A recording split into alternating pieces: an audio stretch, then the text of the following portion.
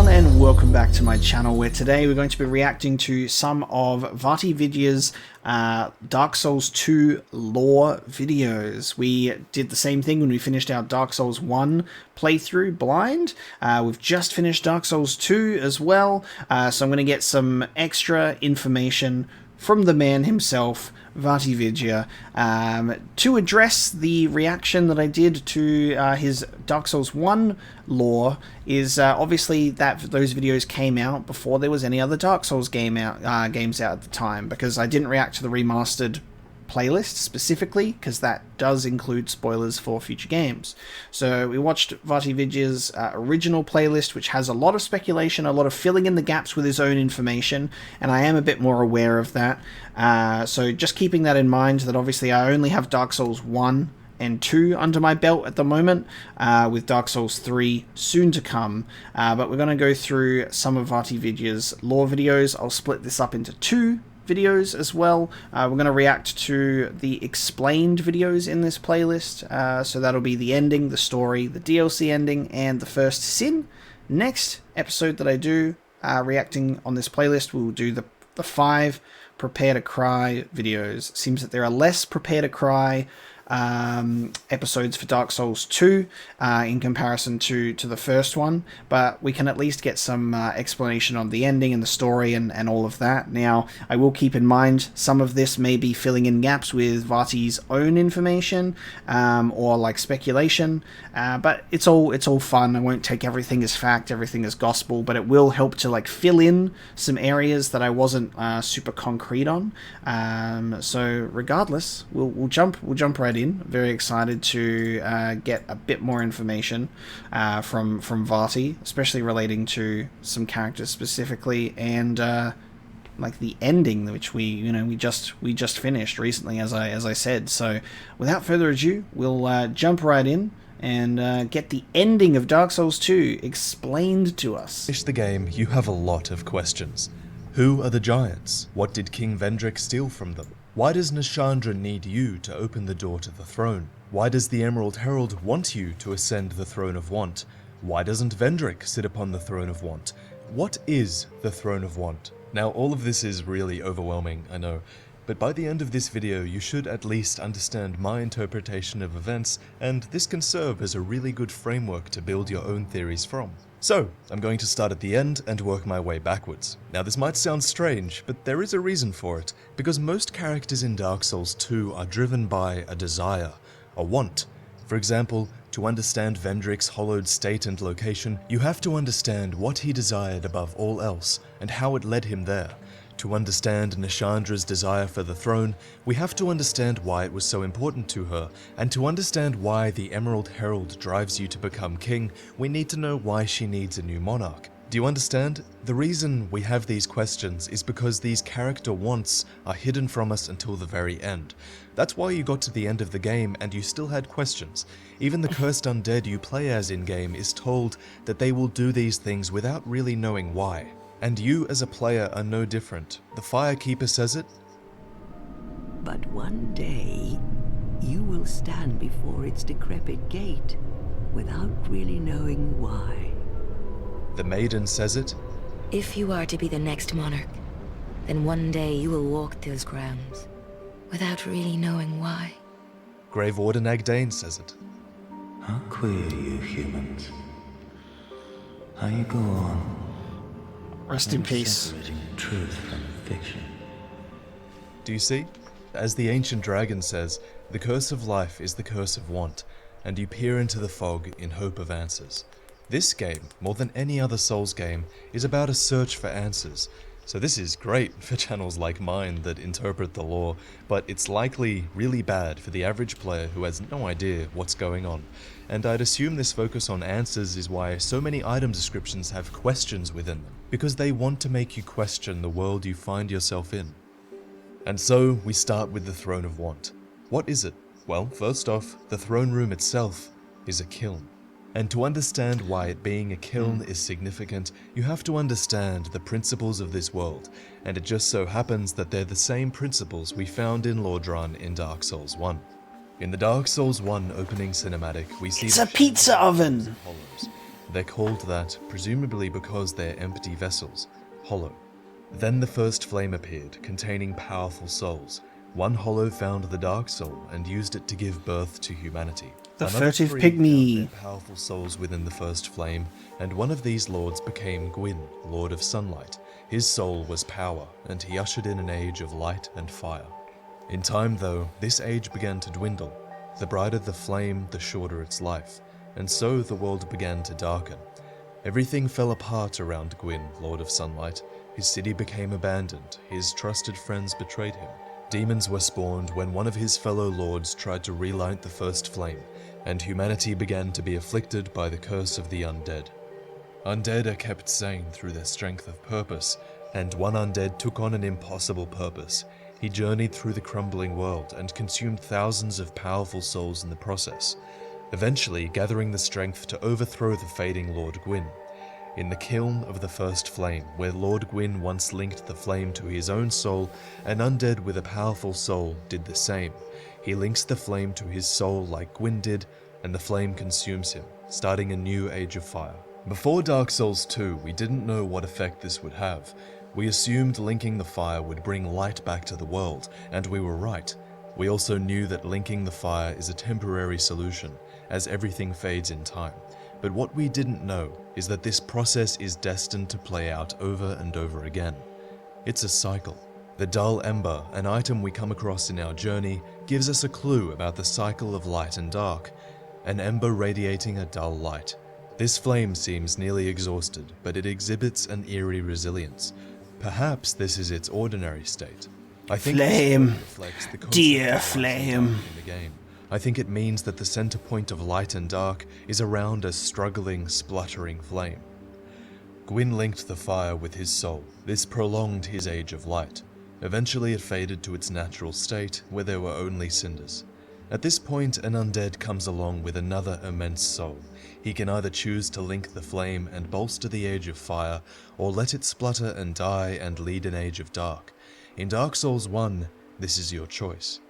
Whether you choose light or dark, it's possible that it doesn't even matter, because if you choose light, your age of light will eventually fade to cinders, and if you choose dark, you might smother the flame, but an ember will always remain in the ashes, waiting to be blown back into life.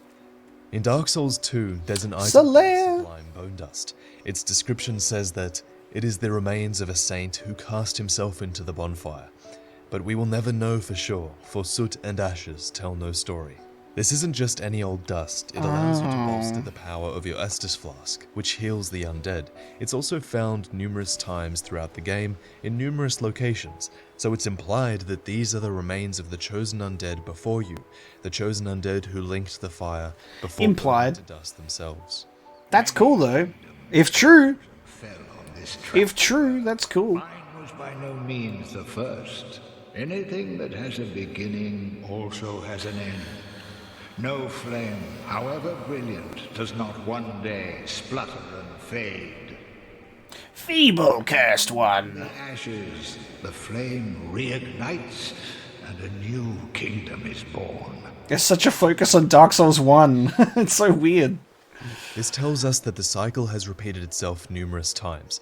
Many have sacrificed themselves to renew the cycle of light, and their ashes are found throughout the land. One after the other, without fail, a chosen undead resigns himself to the kiln to link his soul with the first flame.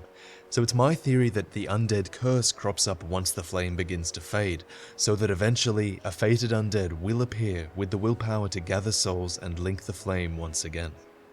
When you And link sit in the fire, pizza oven. you're also removing the undead curse from the world for a short time. But only for a short time, for when the world darkens, the curse appears again. How depressing is Curse this? is a part of life itself. No one will ever be rid of it. And so there is only one choice. To await a worthy monarch. A monarch who can shoulder your burden. Lest this land swallow you whole. Bearer, lest. So many Seek, lest. You are the bearer of the curse, but this means more than you'd think. You don't just bear the curse of the undead where you die over and over, but by linking the fire, you also bear the burden of this cursed world. You are the worthy monarch, who sacrifices himself so that humans can die instead of going hollow. Why do humans go hollow? Well, do you remember the hollows from the Dark Souls 1 opening cinematic? That seems to be their natural state. Some of these hollows found humanity in the first flame and became human. Reverting to your hollow state doesn't seem that unnatural when you consider that, does it? So as I said earlier, remember the throne room you enter at the end of the game? Look at the design, it's a kiln. Just like the kiln in the first game, it exists to house the first flame. A kiln used to change the form of something with heat. The throne and the room itself is covered in ash, and as you enter, the Emerald Herald tells you that you can link the fire, should you choose to do so. Yeah. The giant's kinship reads, "Each king has his rightful throne, and when he sits upon it, he sees what he chooses to see. Or perhaps it is the throne which shows the king only what he wants." So this is the effects of the ending. For now, simply know that it represents another cycle taking place. You are sitting upon a throne, and the throne is but a symbol of power and choice. Sitting upon a Power and throne of choice that Martin the lies. First Flame gives to you, as you can decide how to reshape your world. The Emerald Herald says that once the fire is linked, the souls you've inherited will flourish anew, and inherit new bodies, and all of the events that just occurred will play out again. The Age of Fire will be bolstered, and the undead curse may disappear, but in time the fire will fade, and eventually a new undead will come along, bound by fate. She then says it's your choice to embrace or renounce this. And like in Dark Souls 1, you have that choice to embrace light, or to reject it and let darkness come. The only difference between Dark Souls 2 and Dark Souls 1 that I can see is that in Dark Souls 2, we aren't able to make the in-game choice of linking the flame or walking away from it. And when you think about it, why would we need to make that choice in-game? Because now we know, regardless of what we choose, you, as a player, know the cycle will start over again. Great Sovereign. I wonder if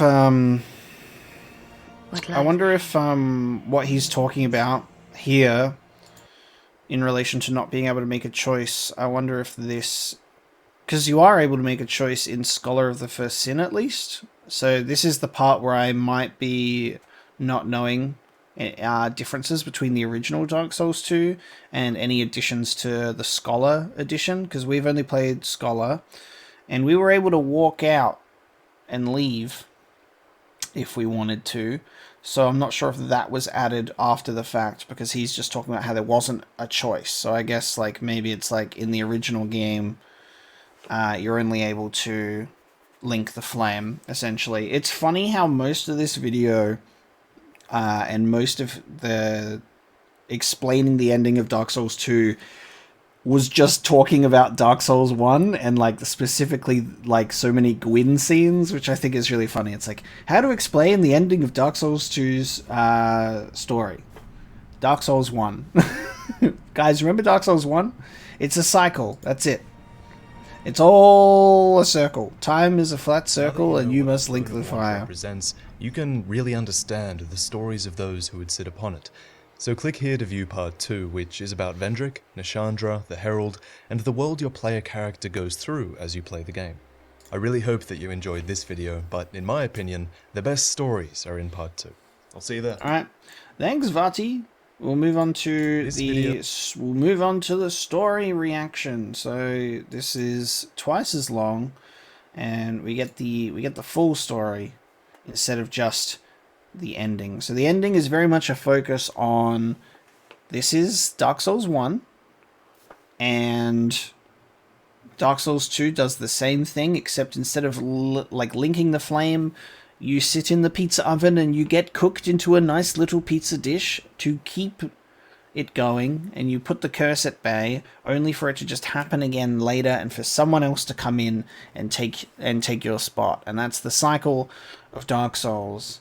Dark Souls 2 specifically, as I guess every time someone plays Dark Souls 2, they are the next chosen undead in the cycle at many different points in time, only for us to eventually place our butt on the seat, get roasted for a little bit, warm up the world until we are no more, until we are but ashes, which is very cool.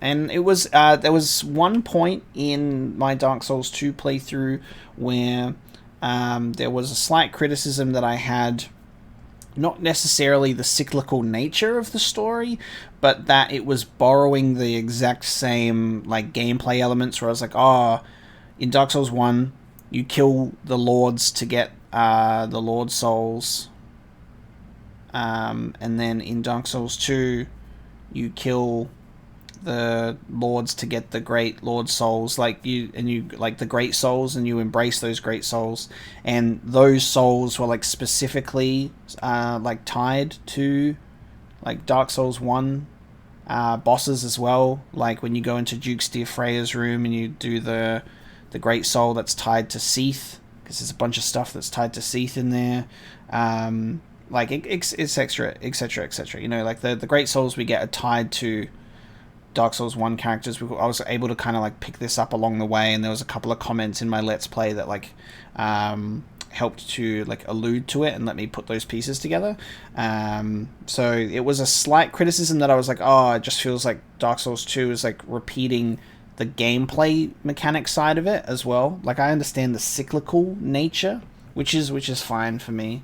And I can only assume that Dark Souls 3 will maintain that sort of rotation, as you know, it'll be a different point in time, but we'll probably see some familiar story elements.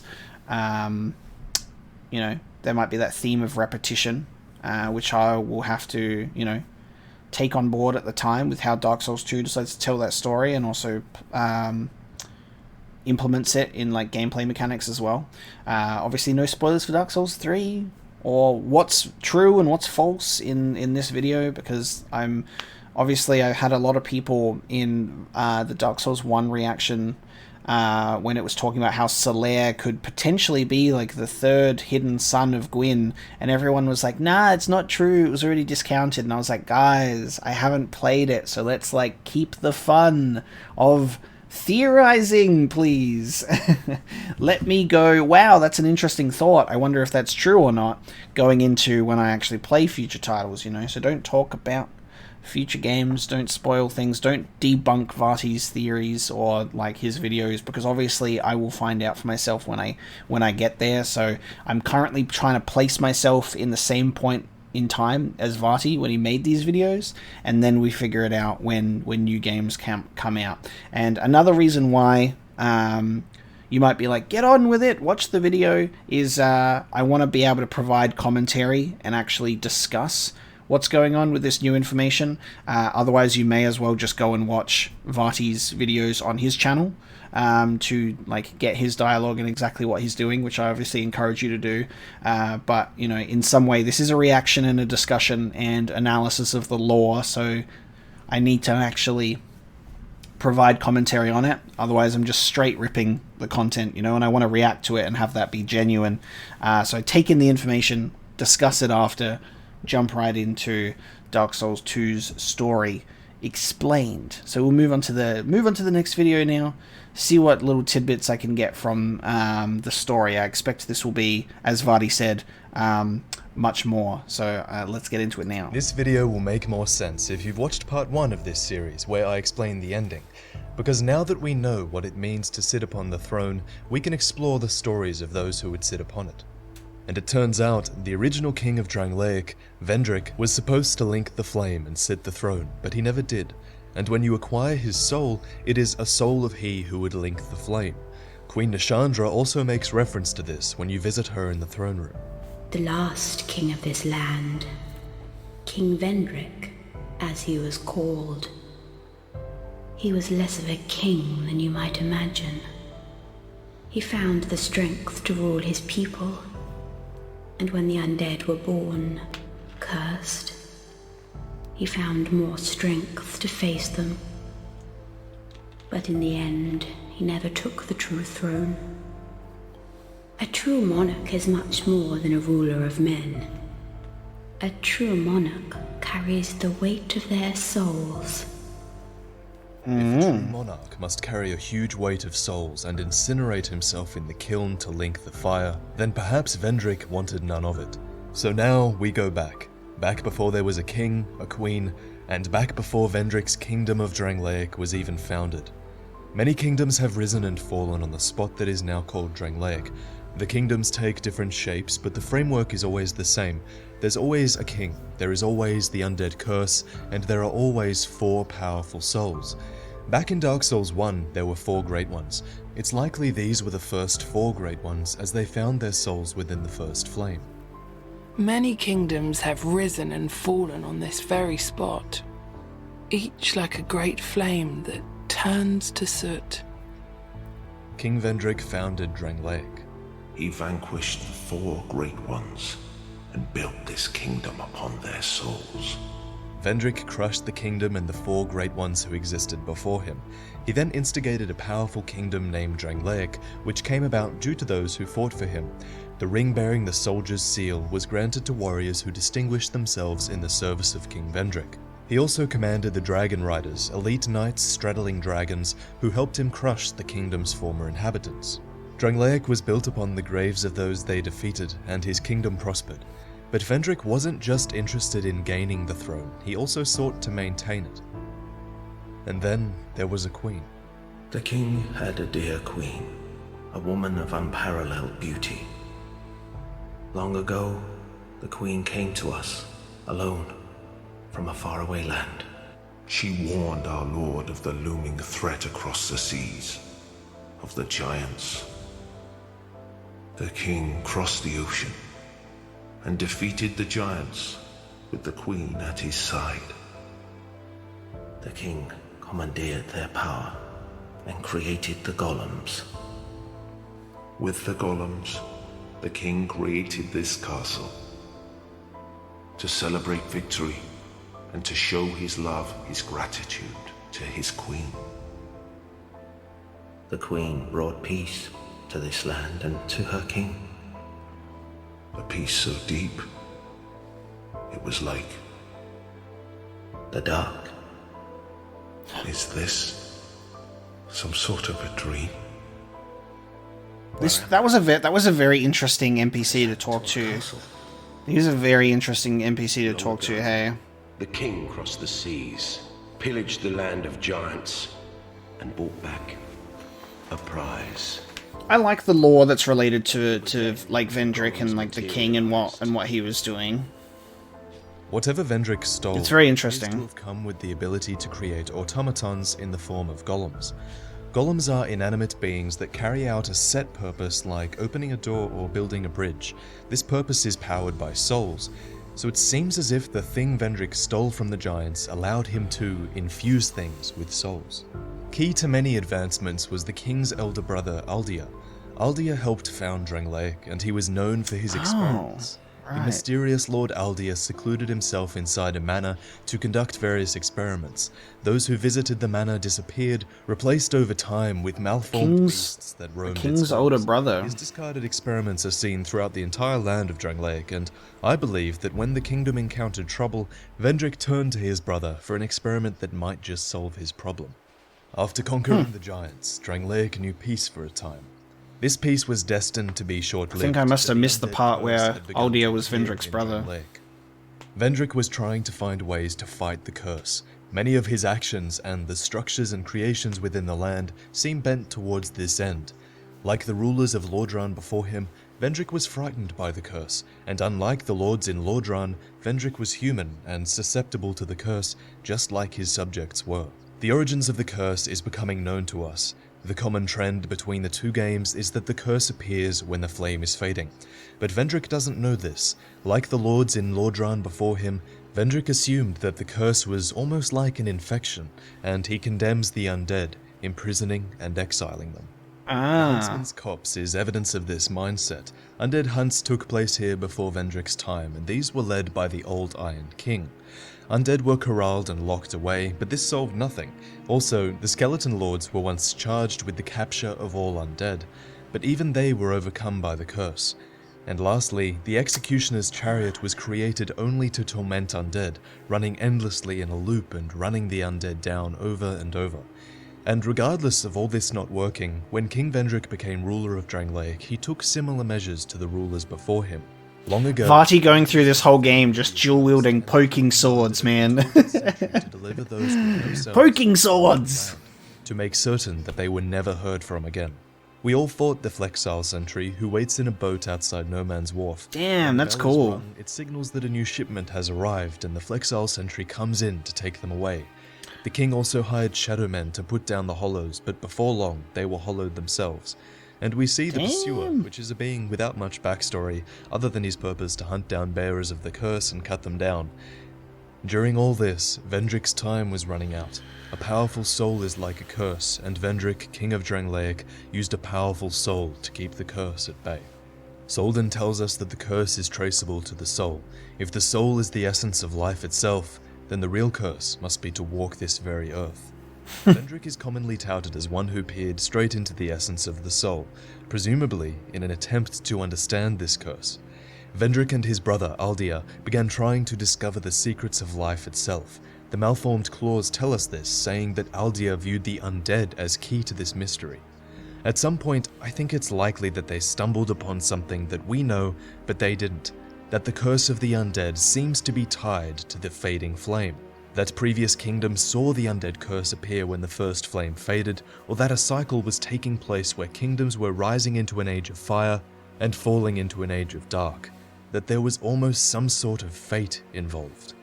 From item descriptions and from Aldia's creations, we can see that Vendrick and Aldia were trying to find a way to cheat fate. It looks like they were trying to find a way to preserve their kingdom, so that fate would Goddamn not Grand recycle Lance. their kingdom just like all the others. Looks even But how bigger do than you a Grand cheat fate? Lance. The seed of a tree of giants tells us that death is not the end, for anything that has ever once lived remains a part of a great cycle of regeneration. But what of those outside the cycle? The only things outside the cycle of death and rebirth are those that never lived at all, the ancient dragons. Aldia kept giants in his manor and attempted to... I think what Vaati's doing here is he's like cosplaying as Aldia, right? Like an Aldia character. And running through and getting like the ancient dragon soul and stuff like that. Which is actually cool, I think. That's what I'm getting from this anyway. Because like, I'm pretty sure Aldia as like a model is like a head and like a shoulder or something. Is and there's I think you can see an eye in there. It's hard to get a good look at Aldia. But I must have missed the part where Aldia and Vendrick were brothers, if that was like in a item, or by speaking to someone that we missed, because we pretty much like exhausted all dialogue from NPCs. We read many, but not all items, but many. Most of the like sort of like big important ones. And then obviously when you like read an item and you like take that on board, it's not necessarily always going to be in the forefront of our minds. Like when we're reading like Skeleton Lord Souls, and I'm like, oh, they were charged with capturing the undead. Obviously we read that, but there are parts that kind of like fall through the cracks of our memories. So it was cool. It's cool to have it like sort of collected like this, where they're going, oh yeah, like, you know, they sealed away the undead. They were like, because it was like treated as like a disease, and they were rounded up by the Skeleton Lords, but they also fell fate to the curse, and Executioner's Chariots tied into that as well. And I just think that's really cool. But I'm pretty sure he's doing the Aldia cosplay here. Recreate a dragon, but after some time, he was not heard from again. We find the ancient dragon at the peak of the Dragon Eyrie.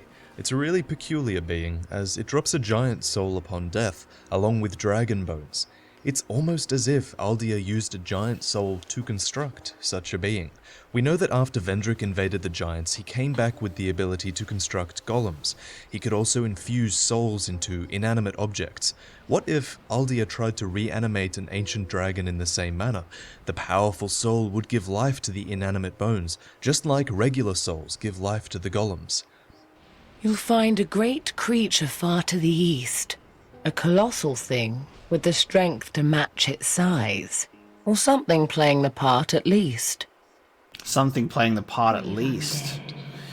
What did that dragon tell you? Oh man, that's cool. That thing is a prop. A false deity. Don't be fooled, my undead. It's possible, considering all this, that Aldir thought that by reviving the ancient dragon, he could revive a being that was outside the shackles of fate. The ancient dragons of Dark Souls once were outside the cycle of fire and dark, living in a lifeless age of grey. He went further than this though, when you consider the dialogue of Shanalot, the Emerald Herald. What is cool about that is, cool and interesting is we also, when you go back to Duke's de Freya boss room, and you use the Ashen Mist Heart on the dragon thing, that's the husk that's in there, is it takes you to Dragon's Memory, which is where there's an ancient dragon, and you get the ancient dragon's soul from that point in time.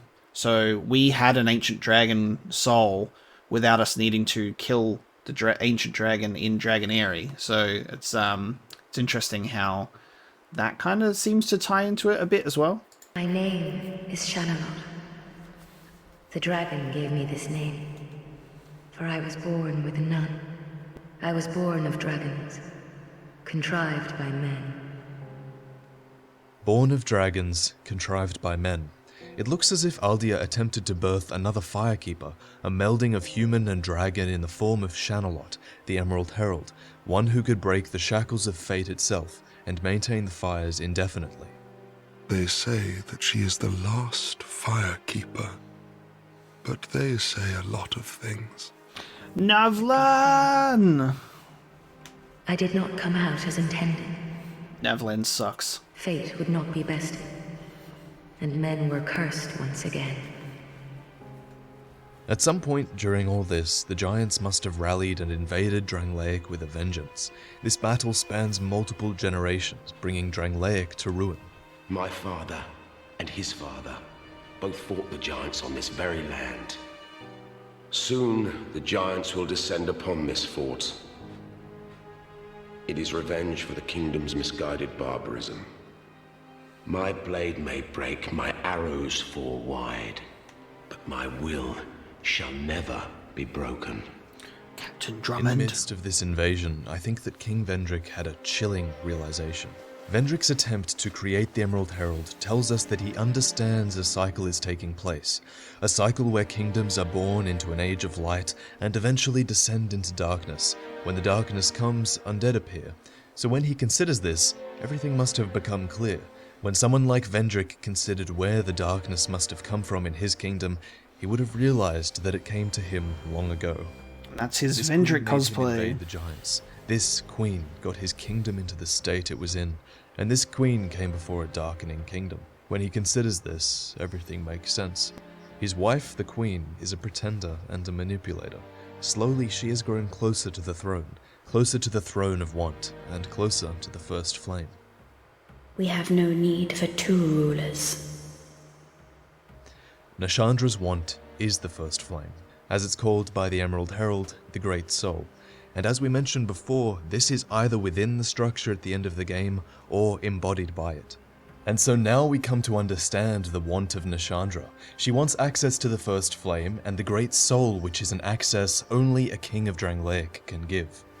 If you proceed, Nashandra will come after you, knowing that you will take the throne and link the fire. She covets the first flame and the Great Soul.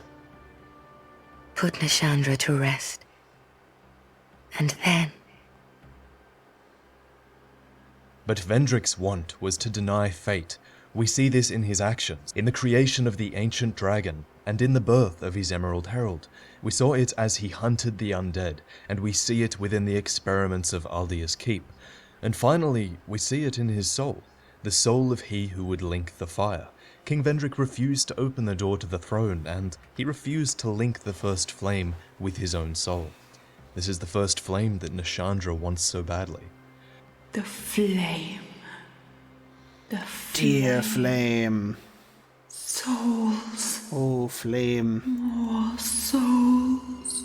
Nashandra is characterized by her lust for power. Every fragment of her... Macduff is Nashandra confirmed. Her origins are shrouded in mystery to the main characters of Drangleic, but we learn of her origins once we obtain her soul. I don't know if you've read it, but her soul states, Nishandra was born of the dark with an insatiable lust for strength. The Bow of Want, formed from her soul, tells us that when the Old One of the Abyss was destroyed, his soul split into minuscule fragments, and these were spread across the land. The Old One I mentioned was Manus this from Dark Souls 1. Oh, this is confirmed dude. by the official guide. Manus was Hell responsible yes. for the spread of the Abyss in Dark Souls 1, and I mentioned this, and I think I just I mentioned it as kind of as like a running, just like a passing comment, more so like as a joke, because like Nasandra was talking about like this, like the soul of the abyss, like something like splitting into multiple pieces, and I was like, oh, Manus, confirmed. That's actually really neat. So that's a cool like link to Dark Souls 1, is like the abyss and the darkness still carrying on all this time later, from Manus, then manifesting in Nashandra, which is very cool. Dark Souls 1, an ancient being characterized by his lust for his lost pendant. So similarly, Nashandra is driven by her lust for power. The Bow of Want description tells us of how the smallest of these pieces of Manus, sensing its own fragility, yearned for what it lacked. Precisely due to its size, the smallest piece of Manus was the first to restore its form. A form that looks remarkably like Princess Dusk, who Manus stole from Ulasil, but that's a topic for another day. We can't be sure how Vendrick realizes this, but when he recognizes Nishandra's true nature, he must give up on cheating fate. He accepts that the curse will take over his flesh and his mind, but his final act is to deny his queen. King Vendrick prepares all the pieces of the puzzle and makes his move. Whatever Vendrick ain't a simp. His queen will not ascend the throne. He And denies his let's queen. work backwards from the throne, and let's finally see how Vendrick set up the barriers to Nishandra's rule. The giant's kinship grants access to the throne beneath the castle. Why we need to be of giant blood to ascend the throne is a topic we'll hopefully understand soon, but note that the throne has a human-sized seat carved into a much larger throne. We find the giant's kinship within the memory of Jay, a giant who fell in the final battle with Drangleic, where the Giant Lord was present. The Giant Lord was eventually defeated by an unnamed hero, and we take their place inside the memory in order to obtain the Giant's kinship. The memories of the Giants can only be accessed once you have obtained the Ashen Mist Heart, which requires the blessing of the ancient dragon hidden deep within the dragon shrine. Such a thing cannot be taken by force. Mist is associated with time travel and space, and it's also associated with the ancient dragons. So it makes a degree of sense then that the false ancient dragon should have the ability to give you something like this. Something to access the memory of giants, something to get the giant's kinship, and something to let you access the throne. So that's what the doors to giant's all of kinship these is things is only for. open when one wears the king's ring. The king resided in Drangleic Castle with his queen, but eventually retreated deeper within it with his ring. I imagine Vendrick traveling with his trusted protector Velstart deeper into Drangleic Castle. He assigns the Looking Glass Knight to overlook the entrance to Armana. Fearing something wicked, the king fled the castle and never returned, but his warrior, forever true to his command, stands ready to expunge those who would challenge him. So the king traveled to his Shrine of Amana, which exists below Drangleic Castle. Its purpose, I believe, is to repel Nishandra. Within it are the God, the Milfinids Shrine of who seem to bring Amana. comfort to those bound by death and dark. These goddamn archstrokes. Sing, the little ones dance. The little ones grant comfort to those who bear death and dark. The little ones are the fireflies.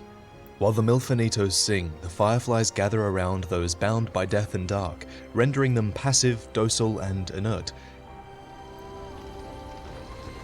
Good old Milfinitos. If we stop them singing, then the creatures of death and dark become aggressive and revert to their natural selves. Nashandra's very being is death and dark, and she would be bound by this calming force if she attempted to travel through here. Wow, Within that's cool. Drangleic Castle, we also see a captured Milfinito, which presumably was taken by the queen as she attempted to penetrate the shrine after Vendrick went through it. So at one point when Vendrick is traveling through the shrine, he splits himself apart from his soul and places it behind a door only openable by a human.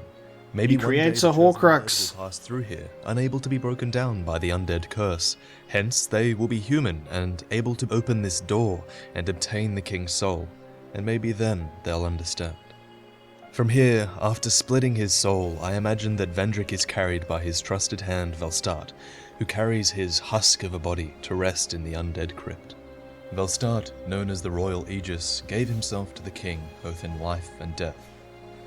Vendrick's armor is placed in a neat pile, with the king's ring ready to be taken by a worthy undead. Perhaps his gear is put aside by Velstad in the hopes that the chosen undead will take the ring and what he needs, but not harm the king he has been charged with protecting. The king is a soulless husk, and there is nothing to be gained from killing him. One day, this undead may link the fire. Vendrick knows that he will one day be overthrown by an undead worthy to link the flame, for it is written in fate, but he makes sure that Nashandra will not be the one to open it, as the barriers to her presence are great. The king's ultra-greatsword depicts the queen. Only the king knows whether the depiction of the queen is an affectionate exaltation or a resentful mockery. I believe it's the latter, a mockery of the queen as Vendrick succeeded in delaying her access to the throne, and resentful because he must abandon his kingdom to keep it safe. Nashandra waits. During all this, she guides the undead, knowing she can't hope to ascend the throne without you. If you go back to her at different points in the game, she'll tell you about the dragon in the shrine and the king in the crypt. She encourages you to descend upon the throne of want, and waits until you take out the throne watcher and the throne defender before finally presenting herself. Interesting. We didn't talk to her on multiple occasions. I think we spoke to her once or twice. You have proven yourself. So we didn't get those follow-up pieces of dialogue from her in my playthrough. That's cool. She gives you updates. She's like, haha, you have no idea that it was me all along. Creepy bone lady. With the dog. It was me. Nashandra, born of Manus, has one final chance to take out the chosen undead and ascend the throne. But the undead is strong enough to overthrow the Sinner, the Rotten, the Old Iron King, and the Duke's dear Freya. Strong enough to conquer the giant memories and uncover Vendrick in his crypt.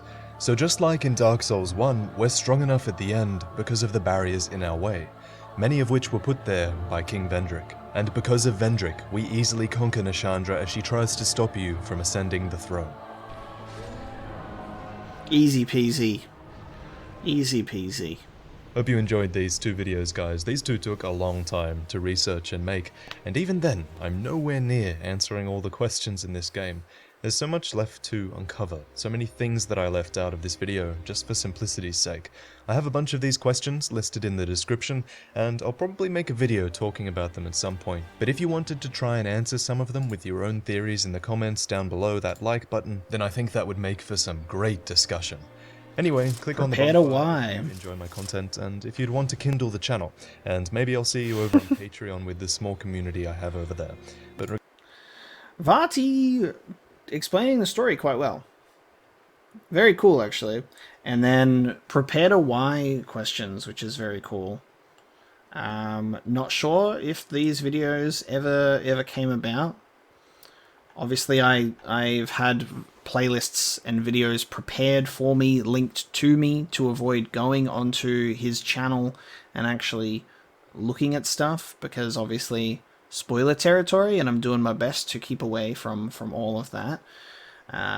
So this is what I've got at the moment. So we'll be jumping into the next video, which will be the DLC ending. So they're going to tell us what's going on with, I'm assuming, all 3 DLCs, or maybe just the ending of the 3rd one. Let's have a look. It does not say, but yeah, in this one we'll be looking at just the DLC ending. I want to assume, based on the thumbnail, that it might just be the culmination of completing everything and getting the King's blessing from Vendrick. So let's jump into it. why did you come to Drangleic? It wasn't to sit the throne, and you knew nothing about linking a fire. You didn't come here to become the next monarch, nor did you come here to unite the crowns of past kings. We came here because of what we lost. Memories long ago of things that were important to us. A woman, a child, a home. These represent a life that we no longer have. Once cursed, you lose everything. No one seems to know the origins of this curse, but no one seems to particularly care about it either. All they care about is a cure, and that's where Drangleic comes in, because Drangleic is a kingdom rumored by many characters within it to have this cure. As we travel through Drangleic, we become so embroiled with the stories of the people we meet and the land we explore that most people actually forget why they're there. Did you forget? Because if you did, that's rather the point. You forget, just like your character did. All this talk of kings and queens and thrones and whatnot, it's enough to confuse anyone into forgetting. But I'm reminding you why you're here, because of what happens once you've completed the DLC and what happens once you've gathered the crown of every king. When you return to Vendrick, a short cinematic plays where he restores the power of the crowns. You might not have noticed blessing. that, but while wearing a crown from this point onwards, you're completely immune to the effects of the curse. Simply So good. You're no longer hollow upon death. How Your cool body is will that? not decay, your mind will not fade. From a purely selfish point of view, you have essentially found a way to deflect the undead curse. But there's a really important distinction you have to make here. Wearing the crowns isn't a cure for the curse, it's treatment. It helps you with the symptoms, but it's not a solution. A cure for the curse means to become truly human, to live out a lifespan and die. That's what it means to be human. You know why we haven't cured our curse yet? It's because our character keeps respawning when he dies. The developer kind of needs this gameplay mechanic, so don't expect to get cured anytime soon. To be undead is to be undying, and as you die over and over again, you forget what it is to be human. This process is called hollowing, and it continues until you become completely hollow. These are some great just to be clear, transitions. That's hollow with a capital H, because once you become completely hollow, you can never attain your humanity again. Undead are called fateless by everything in the game because they're all destined to go hollow eventually. No other fate is allowed to them, but you're different. Are you the next monarch? Or merely a pawn of fate? I believe all undead are pawns of fate because they're destined to hollow. The Herald makes this distinction between the next monarch and pawns of fate precisely because whoever is a true king does not hollow. Whoever unites the 4 crowns of lords long past will still be undead, but now they can cast off the shackles of fate and create a future that doesn't end in you turning into beef jerky. And you might be thinking, great, this is a blessing. I can live forever and not feel the effects of hollowing, but think about how this would play out in reality. Imagine being immune to the curse in a world filled with cursed people. In true Dark Souls fashion, you've been given a solution that involves watching everyone around you and everyone you love fade into insanity. You're the one sane person in a dying world. You alone have found the one thing that all cursed undead in Drangleic are craving. Think about Lucatiel, who ends her journey just a few short steps from her brother, a woman who fully expects to go hollow. Right. Lucatiel is just one of many humans who came to Drangleic precisely because they heard there was a cure here. And they were right, though the rumors made it sound way better than it was. There is a way to avoid hollowing in Drangleic, and we've found it. But the tragedy is, it's not a cure. And Need to go a long way to get there. This highlights how little we know about the curse, the cycles of kingdoms, and the nature of light and dark. Before we found the crowns, our motivation was internal. We wanted to stop hollowing. We wanted to stop losing memories of loved ones or things we cared about, and that's why we came here. But now that we've found the crowns, don't you feel like all of a sudden our motivation is focused externally? We're forced to seek answers from the world itself. Why does the curse exist? Why is history repeating itself? Why are katanas still so overpowered? Now that we have the crowns, we finally have the power to fight the undead curse indefinitely. And in my opinion, anything in the series from this point onwards should revolve around that singular fact. Yeah, okay. Find the crowns and your own answers. There are 4 lords in Dark Souls 1 who found 4 great souls of power within the First Flame. Nito, Gwyn, the Witch of Izalith, and the Furtive Pygmy. Each of their souls are found within Dark Souls 2 as well. They're called the Souls of the Ineffable, too extreme to be described. Each of them says in their description that they continue to exert influence over the land, even though they're just remnants of once great souls. The key phrase is, exerts influence over the land. These souls don't just inhabit the bodies of certain beings, They do, but just like the pale drake soul infests the writhing ruin of sand and spiders, I believe that the other souls become a part of the land itself. What if, long ago, a chosen undead carved all the souls from these beings and put them in a lord vessel created to hold souls? What if this lord vessel broke and the souls no longer had a vessel to hold them? It's just speculation, but it could be true. The king unites his kingdom, and the crown is his symbol. I believe the crowns hold the strength of lords from Dark Souls 1, a power carried into the kingdoms these kings inhabit, and since the crown is a symbol of a kingdom, it could hold their power. The sunken crown would contain Nito's power. This king ruled far underground in a kingdom lost to toxicity. It lies behind the Rotten, who is an amalgamation of humanoid things, just like Nito is an amalgamation of skeletons. It has his characteristics. The Iron Crown would contain Gwyn's power. This Iron King, arrogant with his strength, built a kingdom of fire. We kill the Iron King himself, who holds a part of Gwyn's soul. Yep. And the Ivory Crown would contain the Witch's power. It's from a kingdom that interesting, that one. That's and interesting. Possibly created a powerful flame of chaos. It's directly related to the lost sinner, who relit a flame of her own.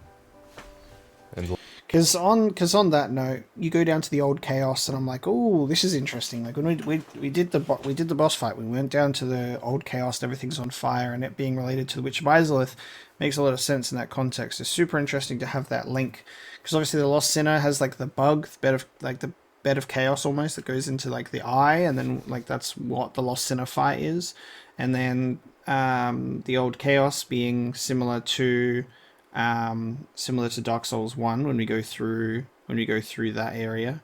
So very, very interesting how the lords are not only like similar gameplay mechanics of obtaining great souls, but also their powers in the DLCs are linked also to Dark Souls 1. And I am aware that the Dark Souls 2 DLCs were handled by Miyazaki. So he like came back in, and a lot of people sort of seem to have that mentality that he came in to save Dark Souls 2, and the DLC is like the best part of the game, or like redeems it in a sense. But yeah, very cool. I'm just like, come on guys, why don't we just crush the crowns up into a powder, you know, pump it up together, chuck it into a machine. Let's make the vaccine. Let's make the undead curse vaccine, and cure the undead curse. Lastly, Vendrick ruled a kingdom of men, and he turned hollow himself. Furtive pygmy. He and his kingdom seem directly related to the dark soul of humanity. By comparison, the previous kings are nowhere to be found, so maybe they weren't cursed, or maybe they weren't human, though I guess they could be. You could argue that all kingdoms had humans within them, but it is interesting to note that there are more references to the undead curse in Vendrick's kingdom, as well as his kingdom only containing human-sized humans, where the other ones contain taller humanoid creatures. Human-sized humans. It's always best to ignore size in Dark Souls lore. It seems to be an indication of power more than anything else in this universe. But bottom line is there are more links to humans in Vendrick's kingdom, which means he's more closely related to the pygmy, which means he's more closely related to the dark soul and humanity. So the crowns could hold the strength of the four lords who held shards of the first flame. Now, a lot of the assumptions I'm going to make do rely on this fact, but I do believe that what we've essentially done is inherit some assumptions. The first flame. There are a few other things to back this up. I mean, Nashandra was after the first flame, after all. If you proceed, Nashandra will come after you, knowing that you will take the throne and link the fire. She covets the first flame and the great soul. Put That's Nashandra true. to rest. She and her sisters were driven to collect all of the crowns. They went into each kingdom and drove their kings to ruin. If they had any united goal, any singular purpose that would drive them to go and conquer kingdoms, it would be to take these crowns, I think. Oh, here we go. Hang on. Let me have a look at this, because okay, so this is Alsana. Now, you have to, in Dark Souls 2, you have to farm 50 Lois souls to get up here, apparently. Which is what people have told me since completing the game. And I have not you know, grown old farming these souls. So I haven't actually seen her. So that's actually really cool. So she's just sitting up there being sad. She being sad. But that's interesting, yeah. I guess there, like, there's the 3 female type characters in each of the DLCs, which can also be tied to Nishandra, I guess, which is what Vaati's trying to do right now. To take these crowns, I think. This also explains the description on Vendrick's soul. The king was wasted away, a shadow of his former self, but he still held something dear. We originally thought that he was referring to the ring he has that unlocks his kingdom, but if it's dear to him, it could well have been his crown. He did lock it away as well. He wasn't just hiding the throne away from Nishandra. The crown is really important too. It holds a faint heat within it, and the heat could be a clue to it being a fragment of the power of the first flame. I'd say we need Vendrick's blessing to realize this power, because Vendrick is essentially passing his monarchy over to us. Long ago, he conquered the 4 great ones and built a kingdom upon their souls, uniting the first flame. So now it's time for us to ascend to his rule. Nishandra was forced to wait for Vendrick to pass away as he hid from her. When we kill Vendrick, she tells us, Drang Lake is no longer. But by going into Vendrick's memory, by going back in time and taking the monarchy from him, we can alter the timeline. He can pass this monarchy to us. Inherit fire and harness the dark. Such is the calling of a true leader. This dialogue from Vendrick is so cool in his memory as well. Fire. The crowns are that fire. Together, they could well be a representation of the Great Soul, or the First Flame. Once we've inherited this fire, we no longer hollow, so we can harness the dark, the power to never die. So we have all this, though. What now? What's our purpose now? Seek strength. Vera, seek lest. There is still more we have to do. It's not over yet. To succeed, we must throw off the dark. But is such a thing even possible? Shadow is not cast, but born of fire. And the brighter the flame, the deeper the shadow. All this makes me think that Vendrick may once have been in our position. He might have been unable to die, searching for a cure. It seems like he found answers, but it's definitely true that they weren't the ones he was hoping for. With fire, they say, a true king can harness the curse. A lie, but I knew no better.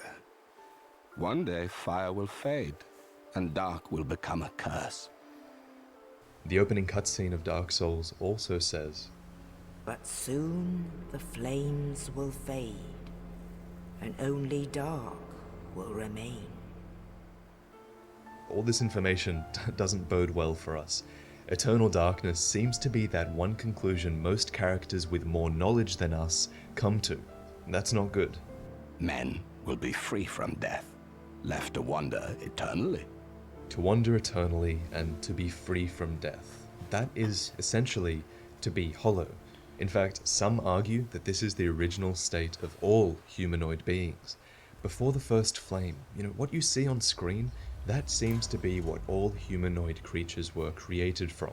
And I'd go as far as to say as they are hollows. They're empty vessels. And when they found souls within the first flame, they became different things. They became unique beings. So some of these beings found 4 powerful souls in the I can agree with that. And they took these souls for themselves. So there was Gwyn, there was the witch, there was Nito, but the most important one to us was the furtive pygmy. He or she was the holder of the dark soul. That creature gave humanity fragments to the hollows and created humans. He broke his soul, which we know people can do. He broke his soul into little bits and he gave everyone a shard of humanity. You get a shard. You get a shard. And you get a shard. Is to say that check under your Estus flasks. You've got a shard. We will no longer die.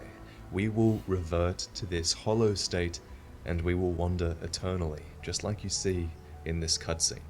Thanks, furtive pygmy. And in our true shape, we can bury the false legends of yore. Only, He's saying that we can only escape the cycle by embracing darkness, instead of continually relighting the first The flame. Age of Dark is the true Continually ending. starting the cycle over again. The Age of Dark is the true ending. Our only choice.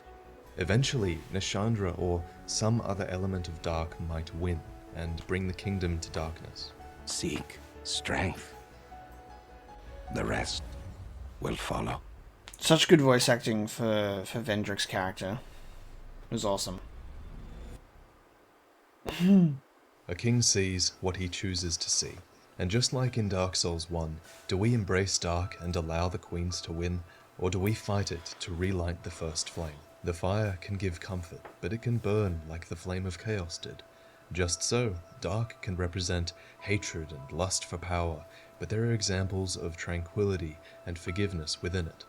So, are you fighting against a side, or are you fighting to show that humanity can be the best of both? So that pretty much does it for my speculation. I mean, I really want to end on this one final note. Something doesn't feel right with the way the DLC was ended. Now granted, it's not like From to do a huge, dramatic ending that explains everything. But even so, it makes little sense from a gameplay perspective. Why give players power over hollowing if you're not giving them anything else to fight? From Software often makes their point through gameplay, and from a gameplay perspective this ending was lacking. We were all hoping for that huge fight with Manus, or the discovery that Shanalot was our queen. Some twist, you know? Speaking of which, I want to talk about Shanalot. So put your conspiracy hats on, because Alsana, Alana, Nashandra, Nadalia, all these queens have the na sound in their name, including Shanalot. Shanalot. I'm not saying she's our queen, guys, but come on, she's totally our queen. The connections just keep happening. When you Queen also Harold. consider that Alsana says, My sisters are as a thick dark, their lust for souls insatiable. this kind of makes you think, oh shit, I've been giving the Emerald Herald my souls for the whole game. Anyway, that's enough Emerald Herald speculation. I love I love that. That's so cool. It's like right at the end, he's like, oh, by the way, let's talk about Shanalot. Here's this little tidbit that's very interesting to think about. That's so cool. And something I really love about the lore of Dark Souls is that a lot of it can be open to interpretation, at least when you are playing the games as they release. Maybe like future releases clarify some things or give more context, but it's really interesting how many lines can be drawn, figuring out like the storyline depending on how deep you want to go, and like analyzing that dialogue, analyzing item text, like all of that kind of stuff, because I would have never have picked up on Shanalot being so similar to all of the other queens and their names. It's very, very interesting, which is very, very, very cool. Shanalot. And I've given her hundreds of thousands of souls. God damn. doing it. So take off your Shanalot conspiracy hats and put back on your DLC speculation hats for a second, because I'm not talking about the potential of there being more DLC. There's still a fair bit left in the game files we haven't seen, and From Software intentionally calls the Ivory King DLC the final chapter of the Crown's trilogy. They don't call it the end of Dark Souls 2. If I was to guess, I'd say that there's... I guess we already know that this is like the end. I'm not 100% sure, obviously. Collecting all 3 crowns wasn't a conclusion. Future me says yes. And even from a gameplay point of view, it wasn't conclusive either. If there was nothing left to fight, why would they give us the power to resist hollowing, you know?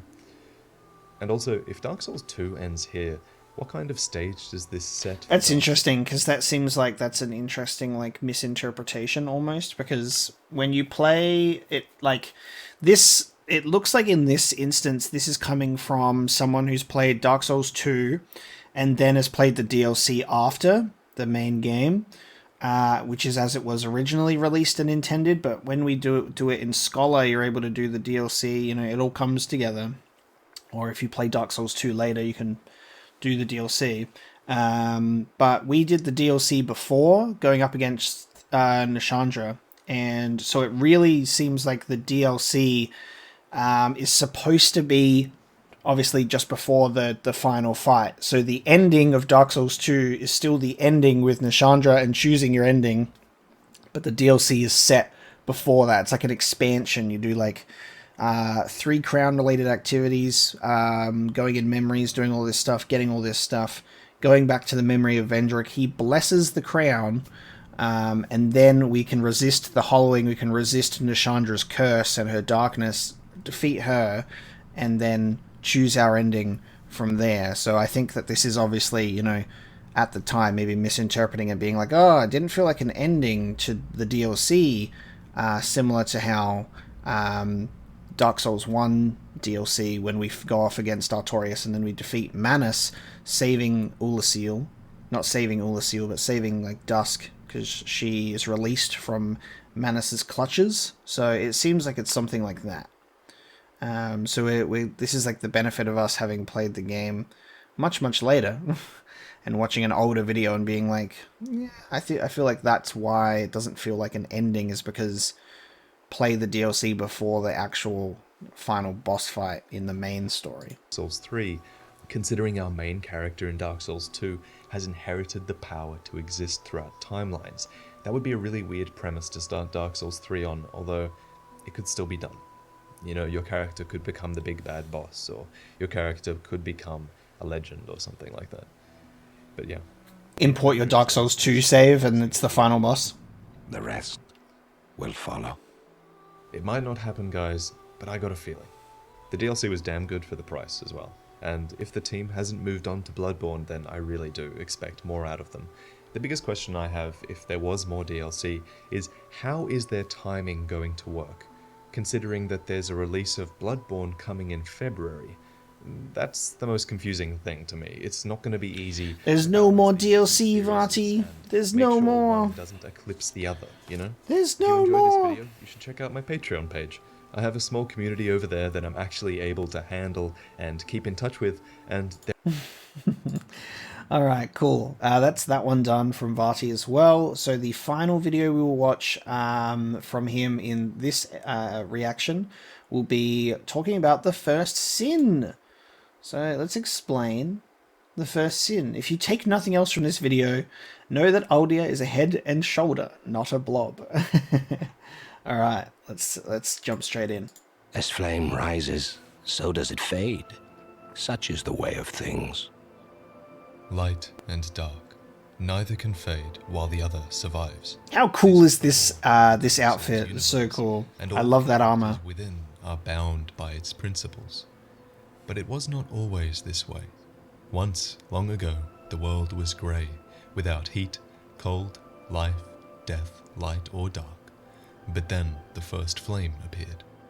After the advent of fire, the ancient lords found... I am Darkstalker Karth. Progenitor found a fourth, unique soul, the Dark Soul.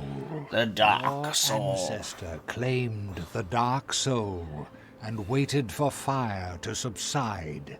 And soon the flames did fade, and only dark remained. Thus began the Age of Men, the Age of Dark.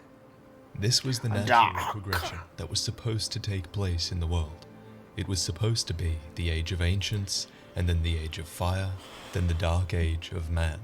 However, Lord Gwyn trembled at the dark, clinging to his Age of Fire, and in dire fear of humans, and the Dark Lord who would one day be born amongst them.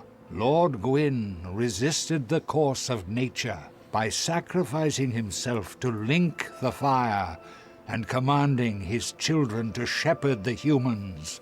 Gwyn has blurred your past to prevent the birth of the Dark Lord. What Gwyn did could be called the first sin, for he resisted the course of nature. He forced the darkness back, and from this moment forth the light and the dark have been in a constant ebb and flow, like the rising and the falling of the tide. In the ending of Dark Souls 1, we are a part of this flow. The world is in the grip of darkness, filled with broken, tired characters. We tear through the remains of their fragile world and are guided to the kiln of the first flame. Here we have a choice. We can do the same thing Gwyn did and bolster the power of the flame with our own soul, or we can turn our back on the dying light and let darkness grip the world. Before Dark Souls 2, we thought that these endings were polar opposites, but we were wrong. The choice itself is irrelevant. We were wrong. Fucking teeth. We were wrong. You face an army of teeth, of Darkstalker teeth. I always love. I love how, like, I mentioned this in one of his previous videos just before, that it's just like, it's funny that when he's like, all right, I'm going to explain some Dark Souls 2 lore. To explain the Dark Souls 2 lore, I must retell you the Dark Souls 1 lore. And whether you linked the flame or whether you turned your back on it, your choice would have led to the events of Dark Souls 2. It would have led to the kingdom of Drangleic, where our character exists. Whether you like it or not. Drangleic was once a proud kingdom of light, but it has fallen into darkness and decay like the countless kingdoms before it. Oh, this opening cinematic was so good. Brilliant does not one day splutter and fade. But then, from the ashes, the flame reignites, and a new kingdom is born, sporting a new face. It is all a curse. And it is feeble, cursed one flesh that will inherit the flame. In the ending of Dark Souls 2, we once again arrive at the kiln to either link the fire or let the world fade into darkness. Once the fire is linked, souls will flourish anew, and all of this will play out again. It is your choice to embrace or renounce this. The Emerald Herald pushes us to link the fire, for she wishes to be free of the curse. It reminds me of Anastasia from Dark Souls 1, a firekeeper who also wished for us to link the fire.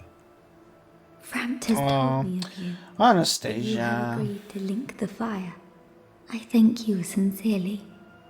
Finally, the curse of the undead will be lifted, and I can die human. To link the fire is to become free of the curse of the undead, and if linking the fire frees us of the curse, then it does follow that the initial linking of the fire, the thing that started all of this, is related to the curse. Aldia says as much, after all. Once, the Lord of Light banished dark and all that stand from humanity. True. And men assumed a fleeting form. These are the roots of our world. What Aldia is saying is that when Gwyn linked the fire and banished dark, man became much less. He says that man assumed a fleeting form. Fleeting means temporary, so I take this to mean that Gwyn reduced mankind's existence in some way. But what exactly? Did he make them mortal? Did he place the undead curse upon them, causing them to return to their hollow state? And as far as I know, there's nothing in the game that explicitly explains what Gwyn's linking of the flame did to man. My current theory is that Gwyn actually linked the fire to humanity, which would explain a lot. By doing this, he could feed the flame with humanity's souls, plus it would explain why we respawn at the bonfire, why we kindle the bonfire, and... How cool is that? I love this, I love the, because you don't get to really see this until it does the zoom out if you link the fire, and this is all on fire. I love that there's a spiral in the middle there. You know what this spiral represents, guys? Put on your tinfoil hat. It represents that it's all a cycle. No one's come up with that theory before. Guys, it's all a never-ending cycle of souls and fire. And that's why it's called Dark Souls. Why we're drawn to it, even though our nature is inherently dark. Agdane says, you can hold me to that. In the past, humans were one with the dark. And we are one with it no longer. Men are props in states of life, and no matter how tender, how explicit, the lie will remain a lie. Men became something to be used. You can hear the fury in his voice when he says this, because Aldia realizes that men were supposed to inherit the world, but they can't, because the world seems stuck in a cycle of light and dark. Men had everything taken from them, but this defines them. They are fateless, but they still want for more. And so you need to catch these hands, they dude. lost, and they achieved, all within the bounds of their desire. Peace grants men the illusion of life. Aldir is terrifying, dude. And the world Fucking is jump scares from every bonfire. Mankind seems able to die. We know this because the curse of undeath is always listed as something that appears, rather than something that has always existed. Usually, this happens sometime after the fire has been linked, perhaps as soon as it begins to fade. For example, Gwyn was undone long after he linked the fire, and similarly, Vendrick started to fear the curse after his reign had begun. He began to fear men who would not die, men who were cursed to return to their hollow state. Shackled by falsehoods, they yearn for love, unaware of its grand illusion. Until the curse touches their flesh. We are bound by this yoke, as true as the dark that churns within men. This is the fate that the Emerald Herald, Vendrick, and Anastasia want to avoid by linking the fire. They want to be free from the curse of the undead so that they can become human and die. Better to die than to become a soulless husk. Please let me die. So in the original ending of Dark Souls 2, you could choose to link the fire, or you could choose to let it fade. Both are irrelevant, because the world of Dark Souls 2 is defined by the countless civilizations that have risen and fallen. This one ending, where you ascend the throne, and the Emerald Herald tells you you can link the fire, or walk away from it, is the same as the two endings of Dark Souls 1. Because whether you link the fire, or extend the Age of Dark, you become part of the cycle. So Dark Souls 2 gives you no in-game choice to be made, because in this game, you are supposed to have learned that there is no significant choice to be made. If you link the fire, the cycle renews, and if you choose not to, eventually an undead will rise who can unseat you and link the fire. That's who your character in Dark Souls 2 is, after all. Vendrick was the Lord of Light before you. You but get after no choice. Countless years researching the curse, he realized that it was all futile. His soul's description says that he is the one who should have linked the fire, but he became overwhelmed by despair and seems to have accepted the darkness instead. One day fire will fade, and dark will become a curse. Men will be free from death, left to wander eternally. Dark will again be ours, and in our true shape, we can bury the false legends of yore. Vendrick is inclined to believe that there are two choices, to link the fire or let it fade. He believes that by accepting the darkness, the world will eventually pass into an age of man built around their dark souls. Only, is this our only choice? And while it is true that we have never seen exactly what happens once the flame fades entirely, Aldir is a character who believes that it never will. Young Arlo, there are but two paths. Inherit the order of this world, or destroy it. But only a true monarch can make such a choice. To link the fire or to let it fade. These aren't two choices, they're one. This is what Aldir calls inheriting the order of the world. It's the order Gwyn began long ago when he linked the flame, forcing the darkness and the light into a constant ebb and flow, a cycle that would repeat itself throughout the centuries. But Aldir tells us of a second choice, not to inherit the order of the world, but to destroy the cycle entirely.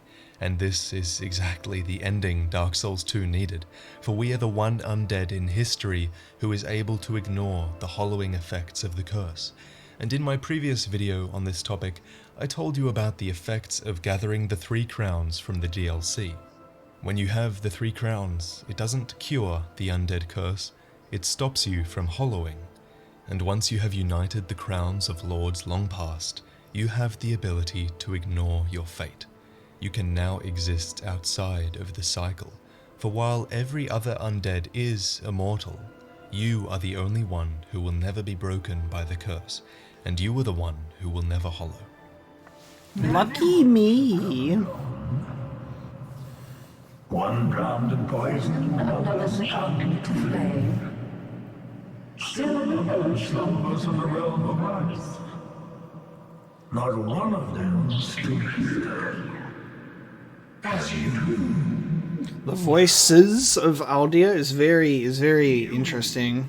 Conqueror of adversities. Give us your answer. Throughout the entire game, we've been told that we do what we do, And then we fight. without really knowing why. But that is exactly what it means. Blin, blin, plon. It's exactly what is required of you in the end. Blin, blin, plon. And we are the one undead who can forge forward, Blin, blin, plon. forging a new path Blin, and plon. bringing us into a new age. Not an age of ancients which passed naturally, not an age of fire which Gwyn failed to implement, nor an age of dark which Nishandra perished by. We are the true monarch, who cannot perish, who cannot hollow, and we seek to break free of the cycle, to march forward bravely into an uncertain future. Ooh, I haven't seen what happens if we leave. Because like, my ending was just to go into the... We went into the pizza oven and got slowly cooked, baked to perfection, so I haven't seen this before. There is no path.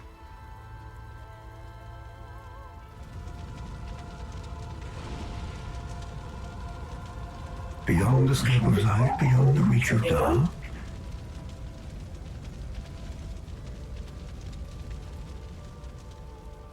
What could possibly await us?